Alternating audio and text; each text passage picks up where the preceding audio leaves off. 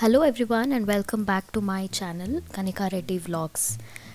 ನಿಮ್ಮೆಲ್ಲರಿಗೂ ಗೊತ್ತಿರೋ ಹಾಗೆ ನನ್ನ ಹತ್ರ brother Innovis V3 computerised embroidery machine ಇದೆ. ಸೊ ಆ ಮಷೀನ್ನ ಇಟ್ಕೊಂಡು ಈ ರೀತಿ ಒಳ್ಳೊಳ್ಳೆ ಡಿಸೈನ್ಸ್ನ ಹಾಕ್ಬೋದು.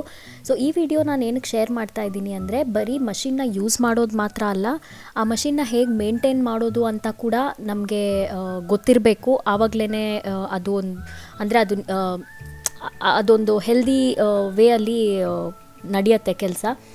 ಪ್ರತಿ ಸತಿನೂ ನಾವು ಮೆಕ್ಯಾನಿಕ್ ಆಗಲಿ ಅಥವಾ ಬೇರೆಯವ್ರ ಮೇಲೆ ಡಿಪೆಂಡ್ ಆಗೋಕ್ಕಾಗಲ್ಲ ಅದರದ್ದು ಮೇಂಟೆನೆನ್ಸ್ ಬಗ್ಗೆ. ಸೊ ಇಷ್ಟು ಒಳ್ಳೊಳ್ಳೆ ಡಿಸೈನ್ಸ್ ಮಾಡೋದಕ್ಕೆ ಅದು ನಮಗೆ ಹೆಲ್ಪ್ ಮಾಡುತ್ತೆ. ಸೊ ಹಾಗಾಗಿ ನಾನೊಂಥರ ರುಟೀನ್ನ ಡೆವಲಪ್ ಮಾಡ್ಕೊಂಡಿದ್ದೀನಿ. ಸೊ ಅದೇನು ಅಂತ ನಿಮ್ಮೆಲ್ಲರ ಜೊತೆ ಶೇರ್ ಮಾಡಬೇಕು ಈ ವಿಡಿಯೋ ಅಲ್ಲಿ. ಸೊ ಯಾರ್ಯಾರ ಹತ್ರ ಈ ಮಷೀನ್ ಇದೆ ಅವ್ರಿಗೆಲ್ಲ ಅಂತೂ ತುಂಬಾ ಇನ್ಫಾರ್ಮೇಟಿವ್ ವಿಡಿಯೋ. ಸೊ ವಿಡಿಯೋನ ಕೊನೆವರೆಗೂ ನೋಡಿದ್ದಾದಮೇಲೆ ನೀವೆಲ್ಲ ಯಾವ ರೀತಿ ನಿಮ್ಮ ಮಷೀನ್ಗಳನ್ನು ಮೇಂಟೈನ್ ಮಾಡ್ತೀರಾ ಅಂತ ಕಾಮೆಂಟ್ ಮಾಡಿ ತಿಳಿಸಿ. ಈ ಬರೀ ಬ್ರದರ್ ಮಷೀನ್ ಅಂತಲೇ ಅಲ್ಲ, ಆರ್ ಬರೀ ಕಂಪ್ಯೂಟರೈಸ್ಡ್ ಎಂಬ್ರಾಯ್ಡ್ರಿ ಮಷೀನ್ ಅಂತಲೇ ಅಲ್ಲ, ನೀವು ಯಾವುದೇ ರೀತಿಯ ಸೂವಿಂಗ್ ಮಷೀನ್ ಆರ್ ಯಾವುದೇ ಮಷೀನ್ನ ನೀವು ಯೂಸ್ ಮಾಡಿದ್ರೂ ಅದಕ್ಕೆ ಆಗಾಗ cleaning is very important. So ನಾನು at least once in 10 days or 15 days ಈ ಪ್ರಾಸೆಸ್ನ ಫಾಲೋ ಮಾಡಿ ಕ್ಲೀನ್ ಮಾಡ್ತೀನಿ. ಹಾಗೆ ಒಂದು ಸ್ವಲ್ಪ ಆಯಿಲಿಂಗ್ ಕೂಡ ಮಾಡ್ತೀನಿ. ನಿಮ್ಮ ಹತ್ರ ಉಷಾ ಮಷೀನ್ ಇರಲಿ ಅಥವಾ ಯಾವುದಾದ್ರೂ ಮಷೀನ್ ಇರಲಿ, ಬರ್ನೆಟ್ ಆಗಲಿ, ಸುಮಾರು ಮಾಡೆಲ್ಸ್ ಇದೆ. ಬ್ರದರ್ ಇದೆ, ಉಷಾ, ಎಂಬ್ರಾಯ್ಡ್ರಿ ಮಷೀನ್ಸಲ್ಲಂತೂ ಸಾಕಷ್ಟು ವೆರೈಟಿ ಆರ್ ಬ್ರ್ಯಾಂಡ್ಸೇ ಇದೆ.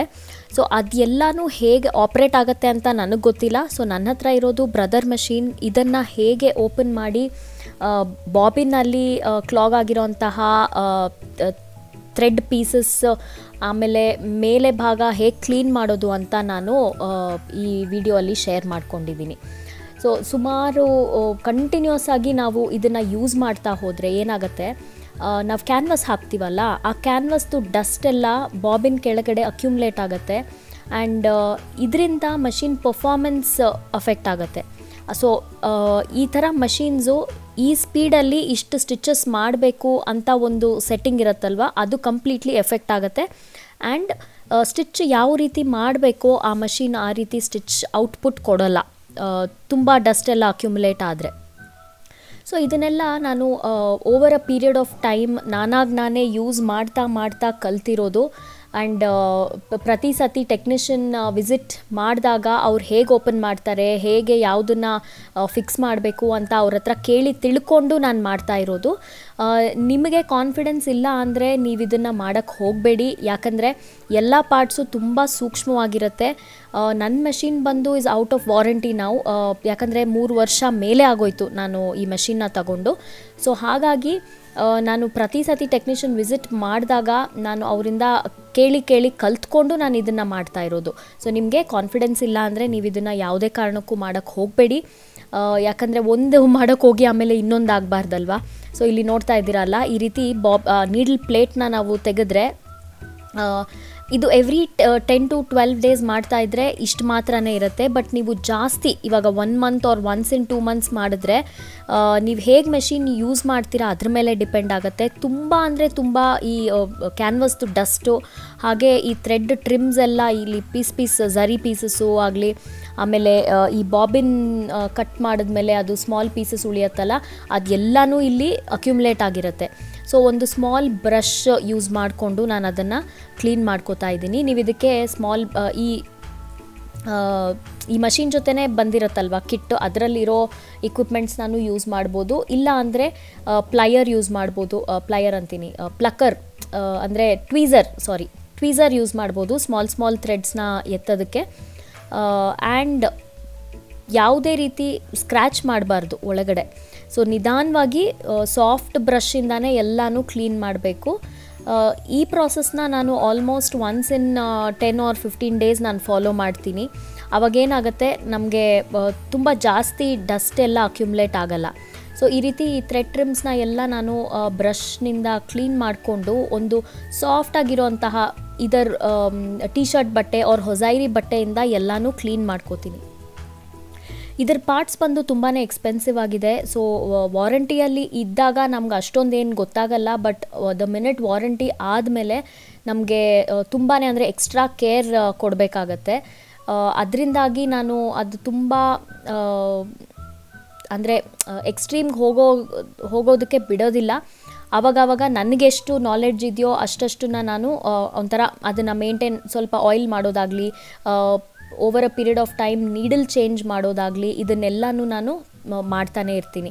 ಸೊ ಈ ರೀತಿ ನೋಡಿ ಇದೆಲ್ಲ ಅಕ್ಯುಮ್ಯುಲೇಟ್ ಆಗಿರುತ್ತೆ. ಸೊ ನಿಧಾನವಾಗಿ ಇದನ್ನೆಲ್ಲ ಕ್ಲೀನ್ ಮಾಡಿಕೊಂಡು ಸ್ವಲ್ಪ ನಿಮ್ಮ ಹತ್ರ ಬ್ಲೋವರ್ ಇದ್ದರೆ ಬ್ಲೋವರ್ ಕೂಡ ಯೂಸ್ ಮಾಡ್ಬೋದು. ಸೊ ದಟ್ ಒಳಗಡೆ ಏನೇನು ಡಸ್ಟ್ ಇರುತ್ತೆ ಎಲ್ಲನೂ ಆಚೆ ಹಾರಿ ಬರುತ್ತೆ. ವಾಟ್ ಎವರ್ ನೀವು ಏನು ಮಾಡಿದ್ರೂ ತುಂಬಾ ಒಂಥರ ಹ್ಯಾಂಡಲ್ ವಿತ್ ಕೇರ್ ಮಾಡಬೇಕಾಗತ್ತೆ. ಯಾಕಂದರೆ ಎಲ್ಲ ಪಾರ್ಟ್ಸು ತುಂಬಾ ಡೆಲಿಕೇಟ್ ಆಗಿರುತ್ತೆ. ತುಂಬ ಪ್ರೆಷರ್ ಹಾಕಿ ಮಾಡಿದ್ರೆ ಅದು ಬ್ರೇಕ್ ಆಗೋ ಚಾನ್ಸಸ್ ಇರುತ್ತೆ. ಸೊ ಹಾಗಾಗಿ ನಾನು ಪದೇ ಪದೇ ಹೇಳ್ತಾ ಇದ್ದೀನಿ, ನಿಮಗೆ ಕಾನ್ಫಿಡೆನ್ಸ್ ಇಲ್ಲ ಅಂದರೆ ನೀವು ಯಾವುದೇ ಪಾರ್ಟ್ಸ್ನ ಓಪನ್ ಮಾಡೋದಕ್ಕೆ ಹೋಗಬೇಡಿ. ನನ್ನ ಹತ್ರ ಈ ಮೆಷಿನ್ ಇವಾಗ ಮೋರ್ ದೆನ್ 3.5 years ಇದೆ. ಸುಮಾರು ಸತಿ ಟೆಕ್ನಿಷಿಯನ್ಸ್ ವಿಸಿಟ್ ಮಾಡಿದ್ದಾರೆ. ಅವ್ರು ಹೇಗೆ ಓಪನ್ ಮಾಡ್ತಾರೆ, ಹೇಗೆ ಕ್ಲೋಸ್ ಮಾಡ್ತಾರೆ ಅಂತ ಎಲ್ಲ ನನಗೆ ಗೊತ್ತಿರೋದ್ರಿಂದ ನನಗೆ ಆ ಧೈರ್ಯ ಇದೆ ಇದನ್ನು ನಾನು ಮಾಡ್ಬೋದು ಅಂತ. ಅದಕ್ಕಾಗಿ ನಾನು ಇದನ್ನು ಫಾಲೋ ಮಾಡ್ತಾ ಇದ್ದೀನಿ. ಇಲ್ಲಿವರೆಗೂ ನನಗೇನು ತೊಂದರೆ ಆಗಿಲ್ಲ. ಬಟ್ ನೀವು ಯಾರಾದರೂ ಬಿಗಿನರ್ಸ್ ಇದ್ದರೆ ಪ್ಲೀಸ್ ಆ ರೀತಿ ಮಾಡೋಕ್ಕೆ ಹೋಗಬೇಡಿ. ಆ್ಯಂಡ್ ಇವಾಗ ಇದು ಮೇಲೆ ಪಾರ್ಟ್, ಇವಾಗ ಬಾಬಿನ್ ನೀಡಲ್ ಪ್ಲೇಟ್ ಕೆಳಗಡೆ ಬಾಬಿನ್ದೆಲ್ಲ ಕ್ಲೀನ್ ಮಾಡಿದ್ದಾಯಿತು. ಅದೇ ರೀತಿ ಇವಾಗ ಈ ಸೈಡ್ ಬ್ಲಾಕ್ ಕೂಡ ನಾನು ತೆಗೆದುಬಿಟ್ಟು ಆಗಾಗ ಕ್ಲೀನ್ ಮಾಡ್ತೀನಿ. ಯಾಕಂದರೆ ಇಲ್ಲಿ ಕೂಡ ಅಷ್ಟೇ, ಆ ನೀಡಲ್ ಥ್ರೆಡ್ ಮಾಡಿರ್ತೀವಲ್ವ ಆ ಜಾಗದಲ್ಲೆಲ್ಲ ಒಂದು ರೀತಿ ಥ್ರೆಡ್ ಸಿಕ್ಕಾಕ್ಕೊಂಡಿರುತ್ತೆ. Most of the times machine ಆ ಸ್ಪಿಂಡಲ್ ಸೆಂಟ್ರಲ್ಲಿ ಸಿಕ್ಕಾಕ್ಕೊಂಡಿರುತ್ತೆ. ಸೊ ಇದನ್ನೆಲ್ಲ ನಾನು ಆಗಾಗ ತೆಗೆದ್ಬಿಟ್ಟು ಏನಾದರೂ ಥ್ರೆಡ್ ಟ್ರಿಮ್ಸ್ ಸಿಕ್ಕಾಕ್ಕೊಂಡಿದ್ರೆ ಅದನ್ನು ಪುಲ್ ಮಾಡಿಬಿಟ್ಟು ಒಂದು ಸ್ವಲ್ಪ ಆಯಿಲ್ ಮಾಡ್ತೀನಿ. ಈ ಪಾರ್ಟಲ್ಲಿ ಮಾತ್ರ, ನನಗೆ ಬೇರೆ ಯಾವ ಪಾರ್ಟಲ್ಲೂ ನಾನು ಆಯಿಲ್ ಹಾಕಲ್ಲ. ಇಲ್ಲಿ ಒಳಗಡೆ ಒಂದು ಸ್ಪಿಂಡಲ್ ಥರ ಇರುತ್ತೆ, ಅಲ್ಲಿ ಮಾತ್ರ ಈ ಲಾಂಗ್ ನೋಸ್ ಇರೋ ಬಾಟ್ಲಿಂದ ಒಂದು ಸ್ವಲ್ಪ ಆಯಿಲ್ ಮಾಡ್ತೀನಿ. ಆಯಿಲ್ ಮಾಡಿದ್ದಾದಮೇಲೆ ಎಕ್ಸ್ಟ್ರಾ ಆಯಿಲ್ನ ಎಲ್ಲ ಕ್ಲೀನ್ ಮಾಡಿಬಿಟ್ಟು ಆಮೇಲೆ ನಾನು ಬ್ಲೌಸ್ ಹಾಕೋದು. ಇಲ್ಲ ಅಂದರೆ ಸಿನ್ಸ್ ಆ ಥ್ರೆಡ್ ಇದರಿಂದ ಪಾಸ್ ಆಗೋದ್ರಿಂದ ಥ್ರೆಡ್ ಎಲ್ಲ ಆಯಿಲ್ ಆಗಿರುತ್ತೆ. ಇಮಿಡಿಯೇಟ್ಲಿ ನೀವು ಆಯಿಲ್ ಹಾಕಿದ್ಮೇಲೆ ಮಷಿನ್ನ ರನ್ ಮಾಡದೇ ಇರೋದು ಒಳ್ಳೆಯದು. ಇಲ್ಲ ಅಂದರೂ ಕೂಡ ಯಾವುದಾದ್ರೂ ಒಂದು ಸ್ಯಾಂಪಲ್ ಬಟ್ಟೆಯಲ್ಲಿ ಒಂದು ಸ್ಮಾಲ್ ಡಿಸೈನ್ ಮಾಡಿಬಿಟ್ಟು ಆಮೇಲೆ ಒಳ್ಳೆ ಫ್ಯಾಬ್ರಿಕ್ನ ಹಾಕಿ, just to be safe. So ಇಲ್ಲಿ ಕಾಣಿಸ್ತಾ ಇದೆ ಅನ್ಕೋತೀನಿ ನೋಡಿ, ಈ ರೀತಿ ಥ್ರೆಡ್ಸ್ ಎಲ್ಲ ಸಿಕ್ಕಾಕ್ಕೊಂಡಿರುತ್ತೆ. ನಾವು ಫ್ರೀಕ್ವೆಂಟಾಗಿ ಈ ರೀತಿ ಮೇಂಟೈನ್ ಮಾಡೋದ್ರಿಂದ ಮಷಿನ್ ಹೆಲ್ತ್ ಆ್ಯಂಡ್ ಅದರ ಆಪ್ರೇಷನ್ ಕೂಡ ತುಂಬಾ ಚೆನ್ನಾಗಿರುತ್ತೆ. ಮಷಿನ್ ಸ್ಮೂತಾಗಿ ರನ್ ಆಗುತ್ತೆ. ಇಲ್ಲಾಂದರೆ ಜಾಸ್ತಿ ಸೌಂಡ್ ಮಾಡೋ ಚಾನ್ಸಸ್ಸು ಇರುತ್ತೆ. ಆ್ಯಂಡ್ ಆಯಿಲ್ ಇಲ್ಲದೆ ಆ ಪಾರ್ಟ್ಸು ಬೇಗ ಅಂದರೆ ಒಂಥರ ಕೈ ಕೊಟ್ಬಿಡುತ್ತೆ. ಸೊ ಹಾಗಾಗಿ ನಾನಿದೊಂದು ಅಭ್ಯಾಸನ ಇಟ್ಕೊಂಡಿದ್ದೀನಿ. ನಿಮ್ಮ ಹತ್ರ ಯಾವ್ಯಾವ ರೀತಿ ಕಂಪ್ಯೂಟರೈಸ್ಡ್ ಮೆಷಿನ್ಸ್ ಇದೆ, ಉಷಾ ಇದೆಯಾ, ಬ್ರದರ್ ಇದೆಯಾ, ಬರ್ನೆಟ್ ಇದೆಯಾ, ಯಾವ ರೀತಿ ಮಷಿನ್ಸ್ ಇದೆ ಅಂತ ನನಗೆ ಕಾಮೆಂಟ್ ಮಾಡಿ ತಿಳಿಸಿ. ಹಾಗೆ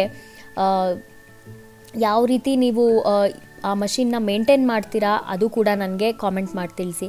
ಸೊ ನಾನು ಈ ಪ್ರಾಸೆಸ್ನ ನನ್ನ ಸೂಯಿಂಗ್ ಮಷಿನ್ಗೂ ಕೂಡ ಫಾಲೋ ಮಾಡ್ತೀನಿ. ಜಸ್ಟ್ ಇನ್ ಕೇಸ್ ನಾನು ಅದನ್ನು ತುಂಬ ಫ್ರೀಕ್ವೆಂಟಾಗಿ ಯೂಸ್ ಮಾಡ್ತಾ ಇದ್ದರೆ ಸ್ವಲ್ಪ ಆಯಿಲ್ ಮಾಡೋದಾಗಲಿ ಆರ್ ನನ್ನ ಕೈಲಿ ಮಾಡೋಕ್ಕಾಗಿಲ್ಲ ಅಂದರೆ ನಾನು ಅದನ್ನು ಸರ್ವಿಸ್ ಸೆಂಟರ್ಗೆ ಕೊಡ್ತೀನಿ. ಸೊ ನನ್ನ ಬ್ರದರ್ ಸೂಯಿಂಗ್ ಮಷಿನ್ ಬಂದುಬಿಟ್ಟು ತುಂಬಾ ಹಳೆಯದು, ಆಲ್ಮೋಸ್ಟ್ 10+ years ಆಯಿತು ಅನ್ಕೋತೀನಿ. ನನಗೆ ಅದಕ್ಕೆ ಈ ಬ್ರದರ್ ಬ್ರ್ಯಾಂಡ್ ಅಂದರೆ ತುಂಬಾ ಇಷ್ಟ. ಇದು ಯಾವುದೇ ರೀತಿ ಪ್ರಮೋಟೆಡ್ ವಿಡಿಯೋ ಅಂತೂ ಅಲ್ಲ. ನನಗೆ ಇವರು ಯಾವುದೇ ರೀತಿ ದುಡ್ಡು ಕೊಡ್ತಾ ಇಲ್ಲ ಪ್ರಮೋಟ್ ಮಾಡೋದಕ್ಕೆ. ಬಟ್ ಈ ವಿಡಿಯೋಲ್ಲಿ ನಾನು ನನ್ನ ಪರ್ಸ್ನಲ್ ಎಕ್ಸ್ಪೀರಿಯನ್ಸ್ನ ಶೇರ್ ಮಾಡಿದ್ದೀನಿ. ಸೊ ಈ ವಿಡಿಯೋ ಹೇಗೆ ಅನ್ನಿಸ್ತು ಅಂತ ನನಗೆ ಕಾಮೆಂಟ್ ಮಾಡಿ ತಿಳಿಸಿ. ನಾನು ಮತ್ತೆ ಇದೇ ರೀತಿ ಸಿಗ್ತೀನಿ ಒಳ್ಳೊಳ್ಳೆ ವಿಡಿಯೋಸ್ ಜೊತೆ. That's all for today. Subscribe to my channel and I'll see you soon in my next one. Bye bye.